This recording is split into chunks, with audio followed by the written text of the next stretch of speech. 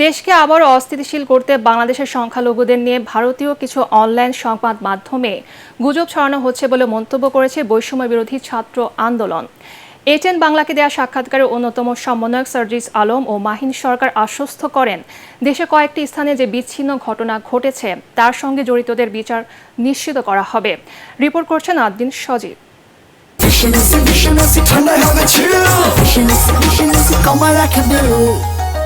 সমন্বয়ক সার্জিস আলম ও মাহিন সরকারের সঙ্গে কথা বলে এটিএন বাংলা। পৃথিবীর বাইরের যে দেশগুলো রয়েছে, বাংলাদেশের আশেপাশের যে দেশগুলো রয়েছে, সেখানেও অ্যাকচুয়ালি সরকারগুলো তাদের মিডিয়ার উপর এই কন্ট্রোলটুকু করে। সেখানেও সরকারের চাটুকার কিংবা বিভিন্ন গোষ্ঠীর দলের চাটুকার অসংখ্য সো কল্ড মিডিয়া রয়েছে, যে সত্যিকারের মিডিয়ার আদর্শ ধারণ করে, গণমাধ্যমের আদর্শ ধারণ করে, তারা এটি করতে পারে না। তারা সো কল্ড গণমাধ্যম কর্মী কিংবা গণমাধ্যম। সেই জায়গা থেকে আমরা মনে করি তারা উদ্দেশ্য প্রণোদিতভাবে তাদের উদ্দেশ্য বাস্তবায়ন করার জন্য এই প্রোপাগান্ডাগুলো ছড়াচ্ছে। আমরা এগুলো পাত্তাই দিচ্ছি না, কারণ মনে করি না আমরা যে তাদের এই প্রোপাগান্ডাগুলোকে পাত্তা দেওয়ার মতো সময় আমাদের কাছে আছে। বরং আমরা বিশ্বাস করি, আমরা যদি ঠিকমতো কাজ করে যাই, আপনাদের যদি সেই সুযোগটুকু থাকে, যেটুকু আমরা সর্বোচ্চ নিশ্চিত করব, আপনারা আপনাদের জায়গা থেকে যদি স্বচ্ছ প্রচারণাটুকু চালান, তাহলে আমাদেরকে এই মিথ্যা দিয়ে কেউ আটকে রাখতে পারবে না, এবং আমরা বিশ্বাস করি দিন শেষে সত্যেরই জয় হবে। ছাত্ররা সারা বাংলাদেশে যেটি করছে এটি অ্যাপ্রিসিয়েট অবশ্যই করতে হবে, এবং ছাত্ররা এটি না করলে সারা বাংলাদেশে অরাজকতা অনেক বেশি বৃদ্ধি পেত। এবং আমরাও আহ্বান করি যে যতদিন পর্যন্ত প্রশাসন পুরোপুরি কার্যকর না হয় ততক্ষণ পর্যন্ত ছাত্ররা যেন মাঠে থাকে। কিন্তু এটি বাস্তবতা যে ছাত্রদের কাজ কিন্তু আসলে এই কাজগুলো করা নয়, নিরাপত্তা নিশ্চিত করা নয়।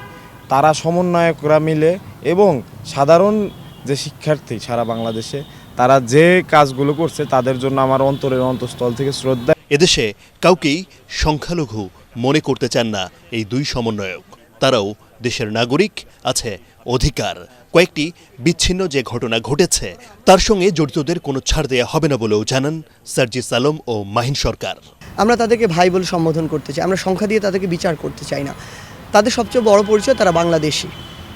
সেই জায়গা থেকে তাদের সাথে যে জিনিসগুলো হয়েছে এগুলো কোনোদিন আমরা সমর্থন করি না, এগুলো অপ্রত্যাশিত। বরং আমরা মনে করি যারা এগুলো করেছে তারা অবশ্যই সহিংসতাকারী, তারা অবশ্যই দুর্বৃত্ত, তারা অবশ্যই সন্ত্রাসী। সেই জায়গা থেকে আমরা বিশ্বাস করি একটি অসাম্প্রদায়িক বাংলাদেশের, যেখানে আমরা সকল ধর্ম বর্ণ নির্বিশেষে একসাথে বসবাস করব। আমাদের যে ভাইদের সাথে এগুলো হয়েছে তারা তাদের জায়গা থেকে একটি দাবি জানিয়েছে এগুলোর যেন দ্রুত বিচার হয়।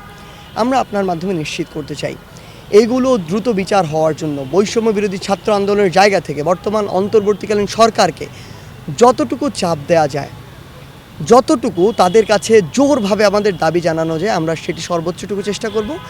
আমরা চাই দ্রুততম সময়ের মধ্যে একটি ট্রাইব্যুনাল করে এই যে কাজগুলো করেছে, এই যে অপচেষ্টাগুলো করেছে, এগুলোর সাথে যারা জড়িত, সে যেই দলের হোক, যেই মতের হোক, যেই ধর্মের হোক, তার বিচার হওয়া প্রয়োজন। দেশকে অস্থিতিশীল করার জন্য একটি চক্র বা অনেকগুলো চক্র কিন্তু কার্যকর রয়েছে। তারা কিন্তু বিভিন্ন গুজব ছড়িয়ে দিচ্ছে এবং তারা কিন্তু সংখ্যালঘুদের জীবনকে যত বেশি বিপন্ন করা যায় তাদেরকে টার্গেট করে দেশকে যে অস্থিতিশীল করা এবং বাংলাদেশের যে ভাবমূর্তি এবং আন্দোলনে আমরা ছাত্ররা যারা শহীদ হলো, ছাত্ররা যে এত ত্যাগ স্বীকার করলো, এই ত্যাগে কালিমা লেপনের জন্য একটা চক্র সবসময় সক্রিয় রয়েছে। আমরা সে ব্যাপারে সোচ্চার আছি এবং অনলাইন অফলাইনে কিন্তু আমরা সেগুলোর প্রচারণা চালাচ্ছি। শুধু লিটন কুমার দাস শুধু নয়, অন্যান্য সংখ্যালঘু বিভিন্ন ইস্যু নিয়ে দেখা যাচ্ছে যে এখন মিডিয়াতে হাইলাইট করে আমাদের আন্দোলনে কিন্তু প্রভাব ফেলানোর চেষ্টা করছে।